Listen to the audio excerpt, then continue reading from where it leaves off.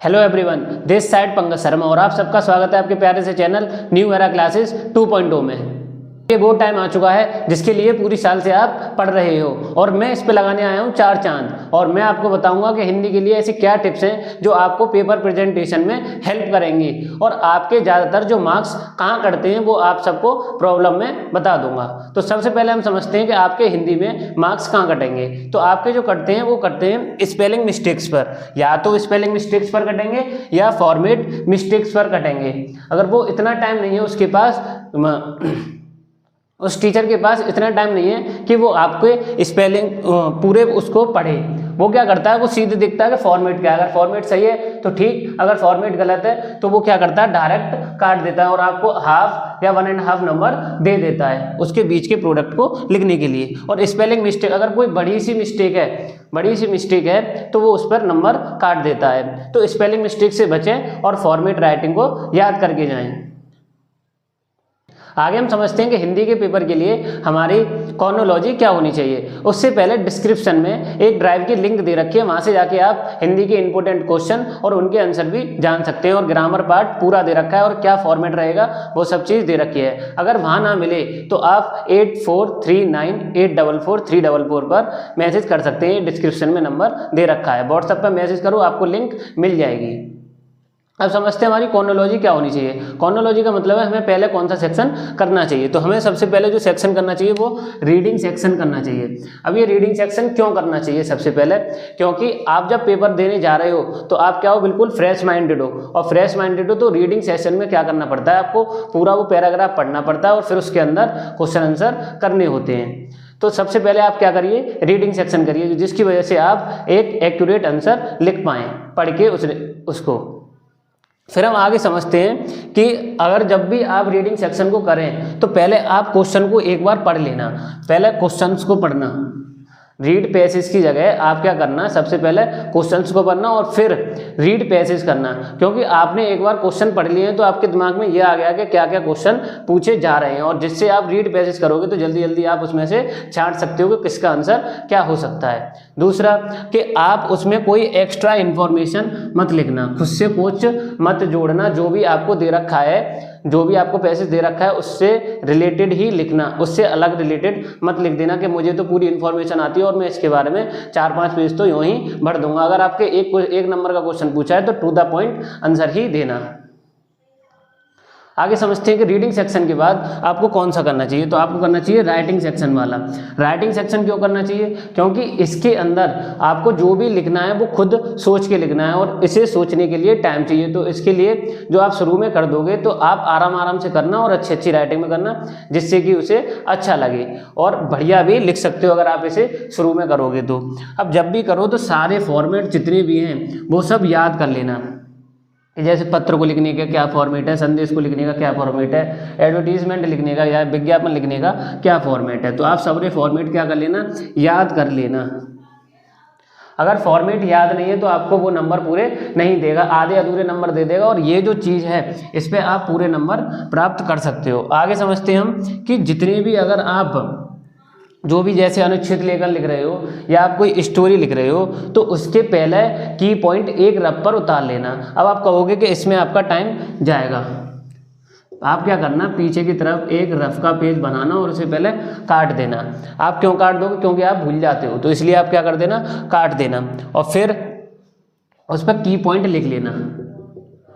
अब आपका इसमें टाइम वेस्ट नहीं जाएगा। आप क्या करना, की पॉइंट लिख लेना ये और फिर उनको अरेंज करके लिखना, जिससे कि वो क्वेश्चन जो है वो बढ़िया हो जाएगा। अगर ना आप डायरेक्ट करने जाओगे तो कभी लिखोगे कि फिर काटोगे, फिर लिखोगे फिर काटोगे, उसकी वजह से आपका टाइम भी वेस्ट होगा और आप अच्छा क्वेश्चन प्रेजेंटेशन नहीं कर पाएंगे। तो पहले आप उसे लिखना और फिर उसे अरेंज कर देना। तीसरा, पेपर के अंदर काटा पीटी कम करना। जो भी आंसर लिख रहे हो उसके पहले सोचना और फिर लिखना। काटा पीटी क्या होनी चाहिए, कम। और काटा, अगर आपको काटना है तो काटना ऐसे आराम से, एक बार काट दिया बहुत है, ऐसे मत काटना, लो काटे जा रहे हैं जैसे कि किसी का नाम लिख गया हो और वो पढ़ ना ले, इसलिए क्या है उसे मिटा ले जा रहे हैं। तो ऐसा मत करना कि काट ही जाए, तो बिल्कुल मत करना। एक बार ऐसे काट देना, बात खत्म। आगे जो भी क्वेश्चन दे रखा है उसमें कोई भी कंट्रोवर्शियल चीज़ मत लिखना। कंट्रोवर्शियल मतलब कि जैसे कोई पार्टी के बारे में आ गया तो आपको ये लिखा हो कि मेरे को फलानी पार्टी अच्छी लगती है कि ये लगती है, तो वो क्या होगा, इसकी वजह से उसका जो है अगर वो हुआ आपके पक्ष में तो आपको ज़्यादा नंबर मिल जाएंगे, अगर वो आपके पक्ष में नहीं हुआ तो आपको क्या मिल सकते हैं, कम मार्क्स मिल सकते हैं और वो आपसे चिढ़ भी सकता है। तो इसलिए कोई भी कंट्रोवर्शियल चीज़ नहीं लिखना।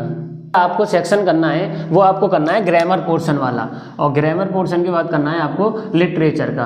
तो लिटरेचर का आपको क्यों करना है, क्योंकि लिटरेचर की आप कहानी घर से पढ़ के गए हो और आपको उसके अंदर कुछ नहीं सोचना है, आपको जल्दी जल्दी उसके क्या करना है, लिखना है। उसके अंदर क्या आपको हाथ दुखाने अपने, तो जल्दी जल्दी क्या करना है, आपको लिखना है। तो इसलिए आपको क्या करना है, लिटरेचर वाला पोर्शन एंड में करना है। फिर आपको क्या करना है कि जितने भी टेक्स्ट बुक के फ्रेजेस हैं उनको पढ़कर जाना, क्योंकि कभी कभी क्या होता है कि डायरेक्ट क्वेश्चन वहाँ से उठे आते हैं। तो आपको ये पता होना चाहिए कौन सा जो फ्रेज है वो किस चैप्टर का है। फिर आपको जितने भी पोएम्स हैं उनके मीनिंग्स को जानकर या समझकर जाना है, कि जिससे कि आप जल्दी से लिख सकें, और पोएम्स के मतलब तो आते ही हैं। फिर आपको क्या करना है कि जितने भी राइटर्स हैं उनके नाम को रट कर जाना है, जितने भी राइटर्स हैं उनके नाम को क्या करना है, रट कर जाना है। क्योंकि कभी कभी पूछ लेता है डायरेक्ट कि ये वाली जो फ्रेजेज है इसके राइटर का नाम बताओ और ये किस चैप्टर से रिलेट करता है। फिर मैं आपको आगे बताने वाला हूँ कि आंसर राइटिंग फॉर्मेट आपका क्या होना चाहिए। अगर जैसे आपके पास लॉन्ग क्वेश्चन आते हैं तो लॉन्ग क्वेश्चन में पहले आपको इंट्रो लिखना है कि उस चैप्टर में आपसे पूछा क्या जा रहा है, उसके बारे में आपको इस चैप्टर से ये इस चैप्टर से ये आप सबको लिखना है। फिर आपको उसकी मेन जो आपको उसका जो काम दे रखा है, आपको जो आंसर पूछा है वो आपको लिखना है, और एंड में आपको उस क्वेश्चन के बारे में कंक्लूजन लिखना है। और आपका आंसर का, अगर आप ये वाला आंसर का फॉर्मेट अपनाते हो तो आपको पूरे नंबर मिल जाएंगे। कभी भी ऐसा नहीं होगा कि इसमें आधे नंबर आपको मिल जाएं। तो ऐसे आप पहले इंट्रो लिखिए, फिर मेन लिखिए, फिर कंक्लूजन लिखिए, आपको पूरे आंसर मिल जाएंगे। आगे हम समझते हैं कि हिंदी के पेपर के अंदर आप ऐसा क्या कर सकते हो तो जिससे कि आपको 5 से 6 मार्क्स एक्स्ट्रा मिल जाएं। तो आपको क्या करना है कि जो भी सेक्शन पहले उठाया है उसी को कंप्लीट करना है। आप ऐसा मत करना कि आगे पीछे कर दो, जैसे पहला क्वेश्चन आप फिर 7वां फिर 8वां, क्योंकि उनके हाथ में क्या होती है, मार्किंग स्कीम, और मार्किंग स्कीम को वो बार बार पलटते वो क्या हो जाते हैं, इरिटेट। तो टीचर को इरिटेट मत करना, और जितना आप सिंपल लिख सकते हो उतना ही सिंपल लिखना। जितना भी सेक्शन दे रखा है, पहले ए सेक्शन दे रखा है तो ए को कंप्लीट कर दो, अगर आपको सी करना है तो सी को कंप्लीट कर दो, पहले डी करना है तो डी को पहले कंप्लीट कर दो। तो सेक्शन वाइज क्या करना है, आप उसे कंप्लीट करना शुरू करना। फिर आगे आप पेन या पेंसिल का यूज करके जो भी आपको मेन पार्ट लग रहा है या हेडिंग लग रहा है या सब हेडिंग लग रही है उनके ऊपर क्या कर सकते हो, आप अंडरलाइन कर सकते हो। ये आपको पता है, पर आप क्या कर जाते हो, आलस कर जाते हो, उसकी वजह से आप अंडरलाइन नहीं करके आते। तो आप जरूरी से उसे अंडरलाइन करके आए, जिसकी वजह से कि आप उस पर अगर अंडरलाइन कर दोगे तो आपकी स्पेलिंग मिस्टेक्स जो बीच में है वो टीचर को नहीं दिखेंगी, जिसकी वजह से आपको फुल मार्क्स मिल सकते हैं। तीसरा, शुरुआत से अच्छी हैंड राइटिंग लिखना। 4 या 5 पेज जहाँ तक लिमिट है आपकी, वहाँ तक क्या करना, आप अच्छी राइटिंग में करना, और फिर चाहे आप जैसे भी करना चाहें वैसे करते जाना। क्योंकि टीचर का अगर मूड खराब हुआ कि पिछली की हैंड राइटिंग खराब थी और उसकी वजह से तुम्हारा भी पेपर ऐसा आया, तो वो क्या करेगा, आपके नंबरों को काट देगा। तो आप क्या करना, हैंड राइटिंग को अच्छी लिखना।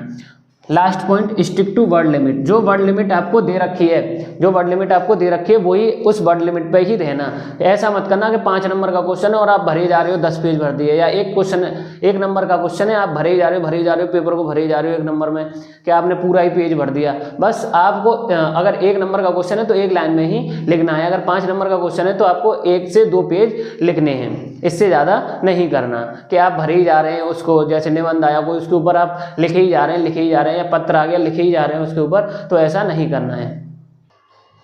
और आपको एक बोनस टिप, अगर आपको एक नंबर के जो क्वेश्चन आ रहे हैं उस पर आप 2 मिनट लगाओ, 2 मिनट से ज़्यादा मत लगाओ, जल्दी करते चले जाओ। अगर नहीं आ रहा तो छोड़ते चले जाओ, जो चीज़ आ रही है वो करते चले जाओ, और सेक्शन वाइज को मेंटेन करते हुए जाना। अगर आपको हिंदी का फ्री कंटेंट चाहिए, कि जैसे कि इंपॉर्टेंट क्वेश्चंस, पत्र लेखन कैसा फॉर्मेट होता है, संदेश का कैसा होता है, विज्ञापन का कैसा होता है, तो आप नीचे ड्राइव लिंक मिल जाएगी, आप वहाँ से डाउनलोड कर सकते हैं। अगर ना मिले तो आप इस नंबर पर 8439844344 इस पर आप व्हाट्सएप मैसेज कर देना, मैं आपको लिंक सेंड कर दूंगा इस वाले नंबर पर। ऐसे ही चैनल पे बने रहें, आपको हिंदी, जैसे ये हिंदी की स्टडी वीडियो आ रही है ऐसी आपको इंग्लिश, मैथ, साइंस, SST आपको सबकी देखने को मिलेगी। और चैनल को सब्सक्राइब करते हुए जाना, वीडियो अच्छी लगी हो तो शेयर करते हुए जाना, लाइक ठोकते हुए जाना।